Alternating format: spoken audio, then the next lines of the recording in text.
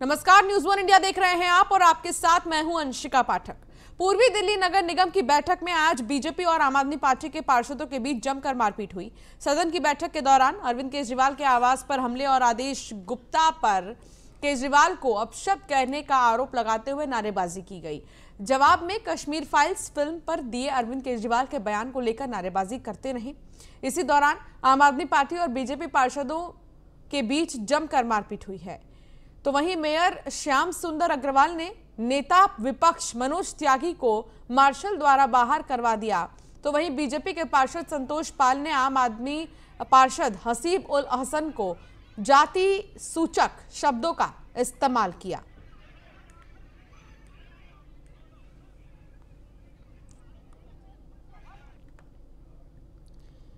दिल्ली सरकार ने आज एक खास सौगात दी है जो लोगों के साथ साथ पर्यावरण के लिए भी हितकर साबित होगी। दरअसल अब दिल्ली की सड़कों पर आपको इलेक्ट्रिक ऑटो रिक्शा दौड़ती दिखेंगी जो पॉल्यूशन फ्री हैं। देखिए रिपोर्ट।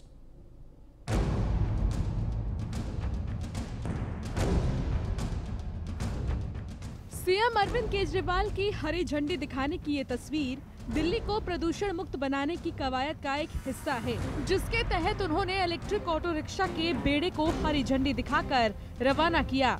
इन ऑटो रिक्शा को करीब 3,500 लोग चलाएंगे। सबसे बड़ी गर्व की बात ये है कि इनमें करीब 500 महिलाएं हैं। इस मौके पर सीएम केजरीवाल ने कहा कि हम सभी वाहनों को इलेक्ट्रिक की तरफ ले जा रही हैं, इसीलिए अब दिल्ली में ऑटो भी इलेक्ट्रिक ही चलेगी। तो बहुत अच्छी बात है। मैं सभी बहनों को भी बहुत बहुत बधाई देता हूं जो ई ऑटो जिन लोगों को आज मिले हैं। तो मुझे लगता है हम सब लोगों के लिए गर्व का दिन है। ईवी पॉलिसी जो दिल्ली सरकार ने बनाई है, ये ईवी पॉलिसी बहुत ही शानदार पॉलिसी है। पूरे देश के अंदर इसकी तारीफ हो रही है। आत्मविश्वास से लबरेज सीएम केजरीवाल ने कहा कि दिल्ली सरकार की बनाई गई इलेक्ट्रिक वाहन नीति की देश भर में तारीफ हो रही है। दिल्ली को देश की इलेक्ट्रिक व्हीकल राजधानी माना जाता है। यहाँ के लोगों में इलेक्ट्रिक वाहनों को लेकर क्रेज बढ़ा है और तेजी से लोग इलेक्ट्रिक वाहन खरीद रहे हैं। दिल्ली देश की राजधानी तो है ही, लेकिन अब ये ईवी कैपिटल भी माना जाने लगा है।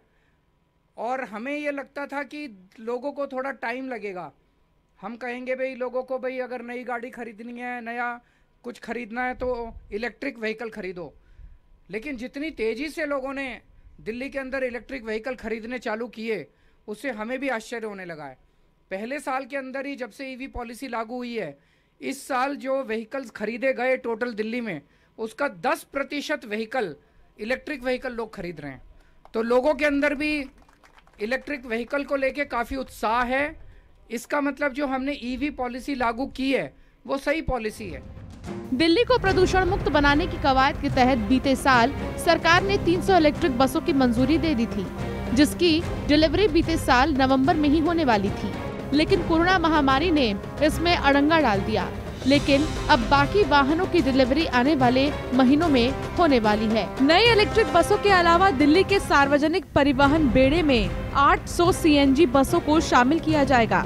यानी अब सरकार दिल्ली को प्रदूषण से मुक्त करने का बीड़ा उठा लिया है। Bureau report, news one India.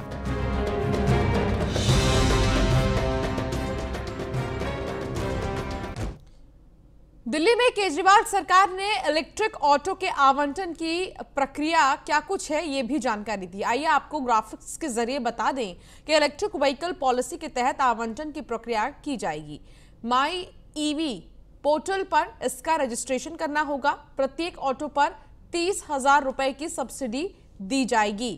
तो ये प्रक्रिया है। इसके अलावा अगर कोई लोन लेता है तो उसे 5% की छूट भी दी जाएगी। इतना ही नहीं, महिलाओं के लाइसेंस फीस सरकार देगी और ई ऑटो परमिट की लॉक इन अवधि 5 साल की होगी। मौत मामले में छोड़कर ट्रांसफर नहीं होगा। महिला की परमिट महिला को ही ट्रांसफर होगी। वाहन सिर्फ एलओआई धारक ही चला सकते हैं। महिला एलओआई धारकों के ई ऑटो का अलग रंग होगा। सिंगल विंडो सिस्टम से ई ऑटो खरीदने की सुविधा होगी। 30 अप्रैल तक पंजीकरण के लिए आवेदन होगा। तो क्या कुछ पूरी प्रक्रिया है। ई ऑटो के आवंटन की, ये हम आपको ग्राफिक्स के जरिए बता रहे हैं, जिन चीजों को दिमाग में रखना बहुत जरूरी है। तो 30 अप्रैल तक ही पंजीकरण के लिए आवेदन होगा। तो ईवी पॉलिसी के तहत आवंटन की प्रक्रिया होगी। ई व्हीकल माई ईवी पोर्टल पर रजिस्ट्रेशन आपको करना होगा।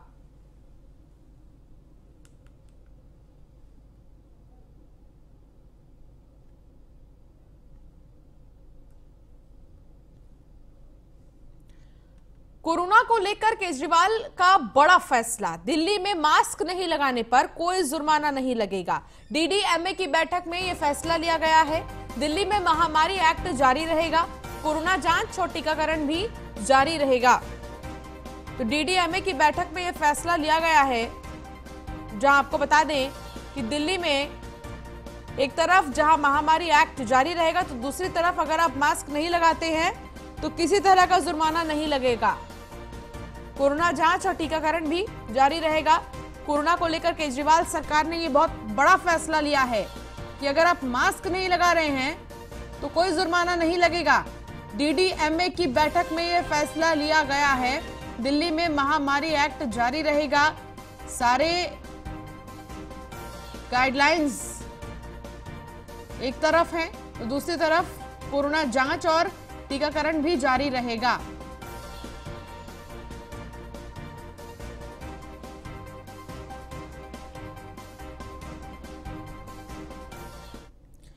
तिहाड़ जेल में कैदियों के लिए वोकेशनल ट्रेनिंग प्रोग्राम की शुरुआत की गई है। वोकेशनल ट्रेनिंग प्रोग्राम का उद्घाटन सुप्रीम कोर्ट सीनियर जज उमेश ललित ने किया है। उन्होंने बताया कि कैदियों के लिए इस प्रोग्राम की शुरुआत की गई है और बहुत महत्वपूर्ण था, जिससे कि जब वो समाज में पहुंचे तो अपना एक नया स्थान प्राप्त कर सके।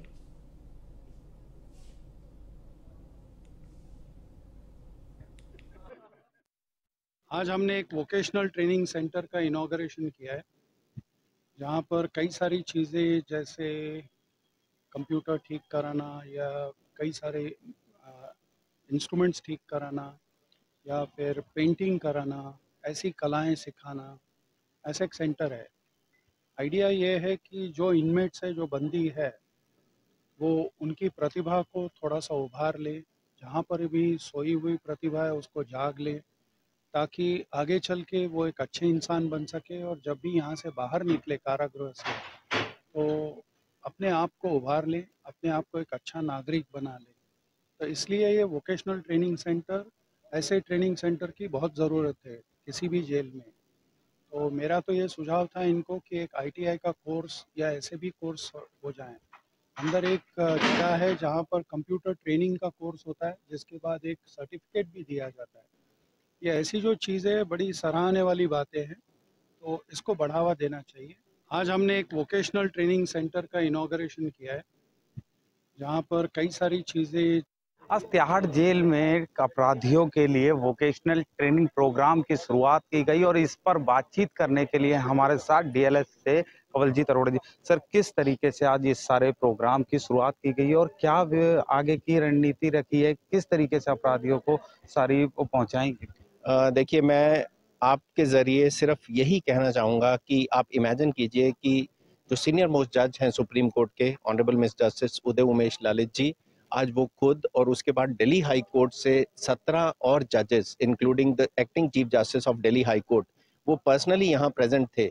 और उनका यहाँ पे होना इस बात को दर्शाता है कि उनका क्या कंपैशन है, क्या कंसर्न है कैदी भाइयों के प्रति।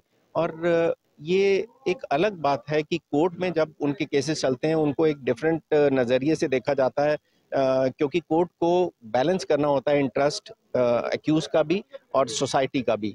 लेकिन जितना टाइम वो जेल के अंदर है उसको बेटर तरीके से यूटिलाइज किया जाए, उनको अच्छा नागरिक बनाया जाए, तो उसके लिए आज एक vocational training centre jail number 7 में इनॉग्रेट किया जस्टिस ललित ने।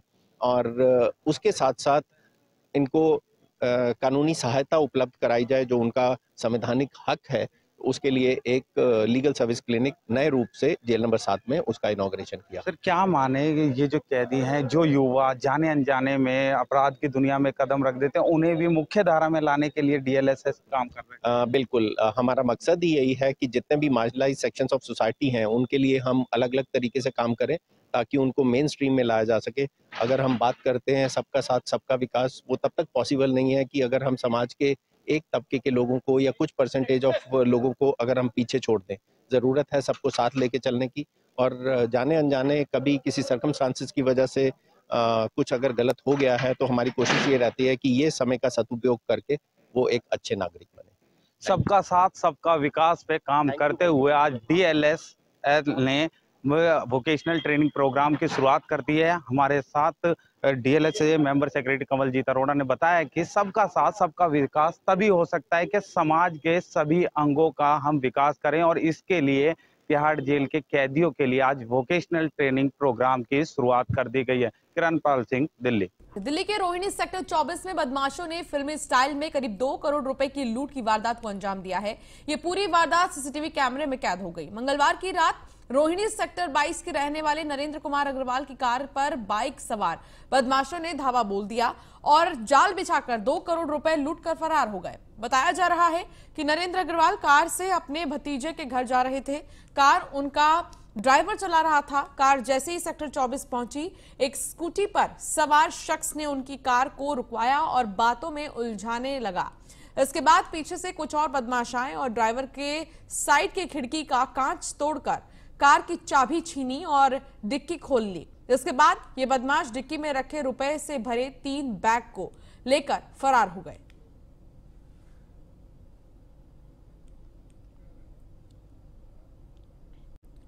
देश में बढ़ती पेट्रोल और गैस की कीमतों को लेकर दिल्ली के मदनगीर वार्ड 89 में कांग्रेस ने प्रदर्शन किया और रैली निकालकर डीजल, पेट्रोल और गैस की बढ़ती कीमतों को लेकर विरोध जताया।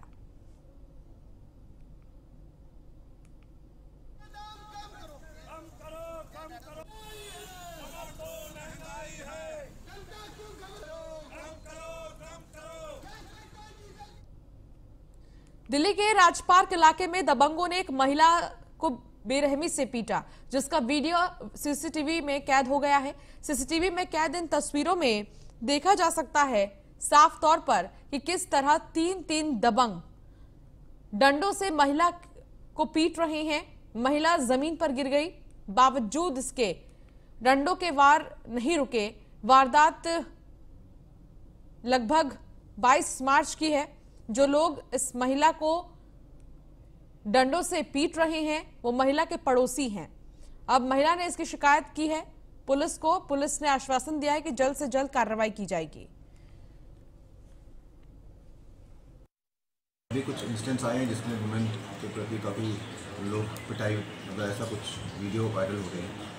ये काफ़ी गलत बात है। इस पर हम स्ट्रिक्ट एक्शन लिया है। हमने जो आप जिस वीडियो की बात कर रहे हैं उस पर हमने केस रजिस्टर किया है 351/2022 और इसमें 341 का मुकदमा दर्ज किया है इस पर, और इनमें हमने इसको 2 आदमी को अरेस्ट भी किया है इसमें। और आगे भी जैसे भी ऐसे कोई केस होंगे तो हम उसमें स्ट्रिक्ट कार्रवाई करेंगे और वुमेन के खिलाफ स्पेशली अगर कोई ऐसी कोई हरकत होती है उस पर इमीडिएट एक्शन होगा और स्ट्रिक्ट एज पर लॉ कार्रवाई होगी। सर ये मैं ही हूँ और ये हमारे पड़ोसी है सर, पेशे से वकील है। ये मुझे मार पिटाई यही कर रहे हैं सर मेरे साथ। क्या वजह थी, क्यों मार पिटाई? सर सामने पड़ोसी है रघुवीर सिंह कोई, तो उनसे हमारा थोड़ा उनसे केस चल रहा है सर, पहले लड़ाई झगड़े में। तो केस चल रहा है सर लड़ाई झगड़े में, तो ये उनकी पैरवी कर रहे हैं उस केस में। तो हमें सबूत के, हमारे पास सबूत है सर, हमारे कैमरे लगे हुए हैं तो उसमें सबूत है। हमारे वीडियो में तो ऑडियो वीडियो मंगाई थी हमें कोर्ट में सर, उनको छीना झपटी करने के लिए हमारे से कोर्ट में भी मारा पीटी की गई है इन्होंने। सर ये मैं ही हूँ सर। ये हमारे सामने वालों से, पड़ोसी से लड़ाई झगड़ा है, जिनकी पैरवी ये वकील कर रहे हैं। ये आए दिन अपने ओहदे का फ़ायदा उठाते हैं, फ़ायदा उठा के हमारे घर में पथराव कर रहे हैं, हमारी जात पात के हमगर को गालियाँ देते हैं, मेरी वाइफ को स्टॉकिंग करते हैं, बीच रास्ते में गालियाँ छेड़खानी भी करते हैं, जिसकी सारी हमारे पास वीडियो है, ऑडियो है, मगर पुलिस कोई भी कार्रवाई करके राजी नहीं हो रही है। हम आते हैं, उल्टा हमारे घर वालों को हरासमेंट किया जाता है, हमें बंद करने की कोशिश करते हैं और पुलिस वाले कुछ कार्रवाई नहीं कर रहे हैं। और 22 तारीख की दोपहर में 12:30 बजे करीब मेरी घरवाली और मैं पुलिस स्टेशन में आ रहे थे कंप्लेंट लिखाने के लिए, जिसपे दीपक और कौशल नाम के लड़कों ने अपने किसी एक साथी के साथ मेरी वाइफ के साथ जानलेवा हमला किया। सर ये